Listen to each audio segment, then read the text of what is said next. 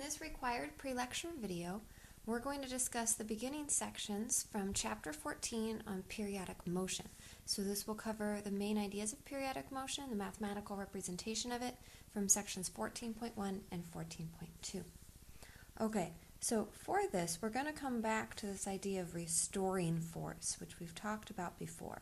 So we've talked about the force from a spring briefly when we started talking about elastic potential energy. And we had so-called Hooke's law, where we had that the restoring force from a spring was equal to minus k, which was the spring's constant, times x. And this was a so-called restoring force because it always points towards equilibrium.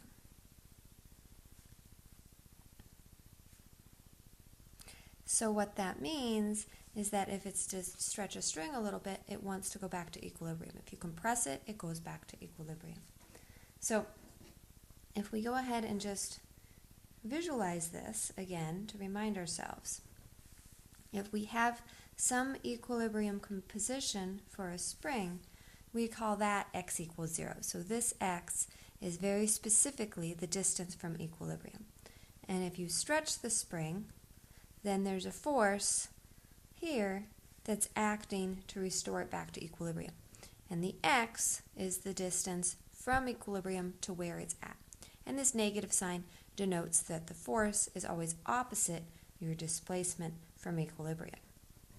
So that if you compress the spring, you squish it in, now the force wants to push it back to equilibrium, and the x points from equilibrium to that location. All right, so if this is the force, if it's the only force acting, then we can use Newton's second law, and we can say that the force is equal to the spring force, which is equal to the mass times the acceleration. So we can write that the mass times the acceleration, again, if we're just talking about one-dimensional motion, the acceleration in x, is going to be equal to this force here from the spring, which is equal to negative kx. So taking the first and last part of these equations, we can then write that the acceleration, a sub x, is equal to minus k over m times x. And again, this x is relative to equilibrium where x equals 0. And for this acceleration, to now try to solve this and write out a mathematical representation of the motion, we can remember that the acceleration is actually related to the position, right? Because the acceleration is equal to dv dt, so dv in the x direction, dt, which then is equal to d dt of the velocity, which is dx dt. So that's then simply equal to d squared x dt squared. So the acceleration in x is equal to d squared x dt squared, the second derivative of x with a function of time. So now we can rewrite, and we can rewrite this as simply d squared x dt squared is equal to minus k over m times x. Okay, so this is what's called a differential equation. So you likely have not taken differential equation yet, since calculus 1 is the only prerequisite for this course. But what we can appreciate, even without having that further mathematical capabilities yet, is that this is an equation where k and m are constants, right? And so the only real variable is x as a function of time. And so it's not a simple algebraic, rearrange things and solve for x, but it is an equation for x where we should be able to come up, if we have the mathematical capabilities, for a solution of x as a function of time would solve this equation. And then this is what a differential equation is, where it's not an algebraic expression where you just have to rearrange things, but again, it has your derivatives in it, and it has the second derivative of x with respect to time is equal to negative constant times x. So even without knowing differential equations and how we're going to come up with the solutions, we can understand the solution to this one, because if you think about types of functions where if you take a derivative and you take a derivative again, you end up with basically the same kind of expression that you started with. So you should think about cosines and sines and even e to the x for the example, where if you take multiple derivatives, you're not substantially changing the nature of the function. So it turns out then that for this solution, using just differential equations to come up with it, that you can write the position as a function of time, and this is again for just a mass on a spring obeying Hooke's law, is going to be equal to some amplitude A, and then your book, and I'll use that convention as well, chooses to use the cosine solution. You could also write it as a sine function or as an exponential e to the x essentially function. So cosine omega t plus phi, and I'll define all of these in a second, but the idea being that if you take the derivative of x as a function of time, the derivative of cosine is negative sine, the derivative of sine is cosine, so you come back and you can imagine how this would satisfy that equation. All right, let's go ahead and define the expressions in here, because this is the main result that we're going to use in periodic motion to describe and understand the motion. So omega here is what's called the angular frequency. And omega is actually defined to be the square root of k over m. And that's specifically for a mass on a spring. Now, the reason that this happens is because when you start trying to solve for the derivative, and this is your original equation, then you need to have a k over m come out from somewhere. So when you take the derivative of this, the first time you end up with the square root of k over m, the second time you end up with another square root of k over m, and that's where the k over m comes from. So we can now basically say that d squared x dt squared is equal to negative times omega squared times x. And this here is a general expression for anything that obeys simple harmonic motion.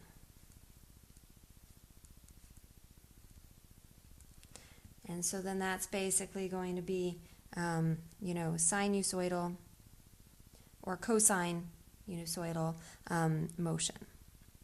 Anything that's periodic, symmetric in the way that a sine function and cosine function are. Okay, so omega is the square root of k over m for a mass on a spring.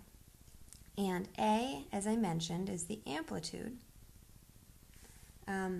And so you can imagine that this then would be, in order to find the amplitude, sometimes you can say that this is when cosine of omega t plus phi is equal to 1, right? So it's the maximum location that the position has, away from equilibrium. And phi is what's called a phase constant. And this allows you to start your clock when t equals 0 at any time, right?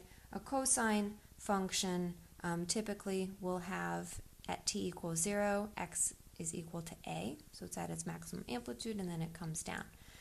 But maybe you started your clock differently or it's a different function and it just shifts it over. It allows you basically to transform a cosine function into a sine function or other combinations there. So the phase constant is going to depend on where t equals 0. So specifically, what is x as a function of 0? Another way to think about this is where did you start the clock?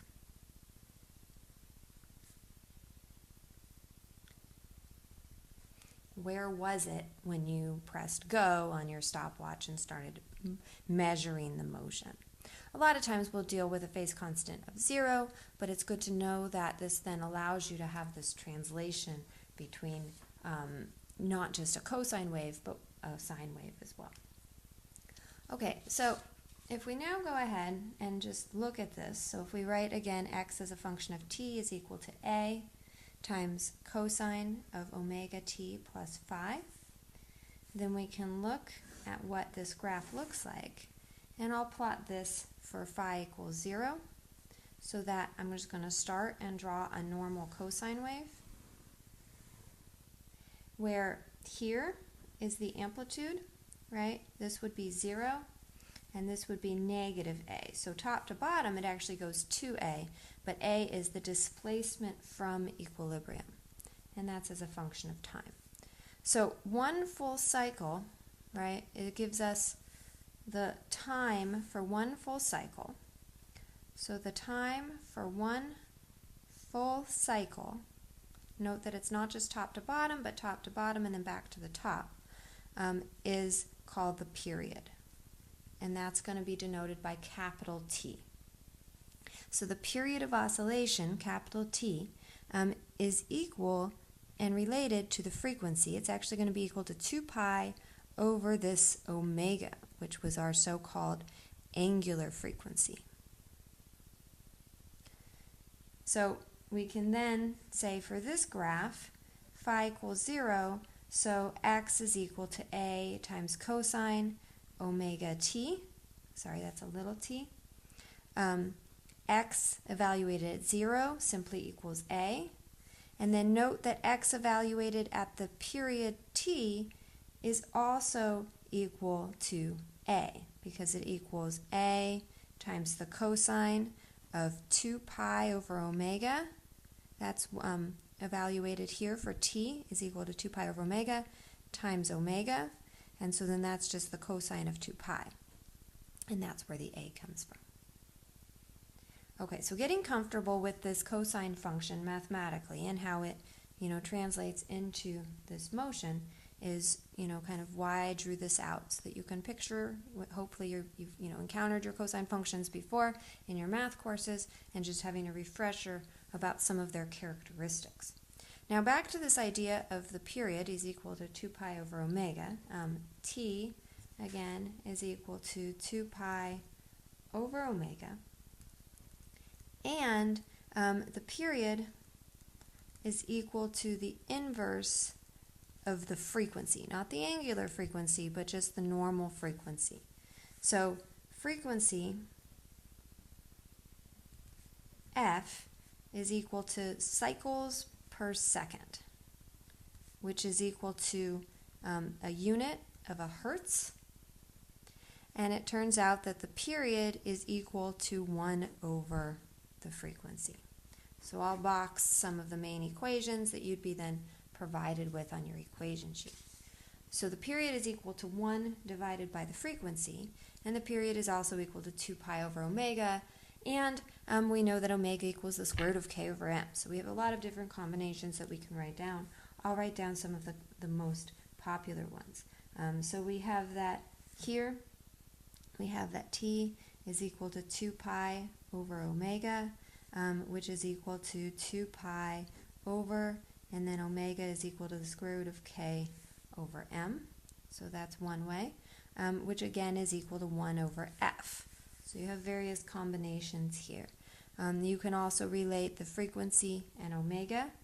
2 pi over omega is equal here to the period, which equals 1 over f. And so you can write more naturally that the frequency f is equal to the angular frequency divided by 2 pi. So that's also a common one. Okay, so we can now basically move in between any expression of the angular frequency and the regular frequency and the period, and then use that as part of our expression for the motion that's given here. So if we now go ahead and go back to our general expression, so if I say in general, we can write again x as a function of t is equal to a times the cosine omega t plus phi. What we note is that the maximum location is the amplitude, and we should be very comfortable with this. But we also know that the velocity is simply dx dt. So what that allows us to do then is write an expression for the velocity as a function of time, which is just simply going to be the derivative of this. So that's going to be equal to, an omega gets pulled out here, cosine negative sine, so negative a omega times the sine of omega t plus phi. And that's just the derivative of x as a function of time. And so what we can see from this now is that the maximum velocity, Vmax, is equal to negative a omega. So again, note, you take your expression for x as a function of time, you take the derivative of that with respect to time, and then that amplitude gives you your maximum velocity. So that happens to be equal to negative a omega, and if we then write the speed, the maximum speed would just be the actual absolute value of this. And we can do a similar thing for the acceleration because we know the acceleration is equal to dv dt. So the acceleration then is a function of time. Sine is cosine, so that would be equal to negative a times another omega, so omega squared, here, times cosine omega t plus phi. And we can again write the maximum acceleration equaling to a omega squared. So now we have an expression for the maximum acceleration, the maximum speed, and the maximum position from equilibrium, just all from this one base equation, again by taking the derivative and finding that value there.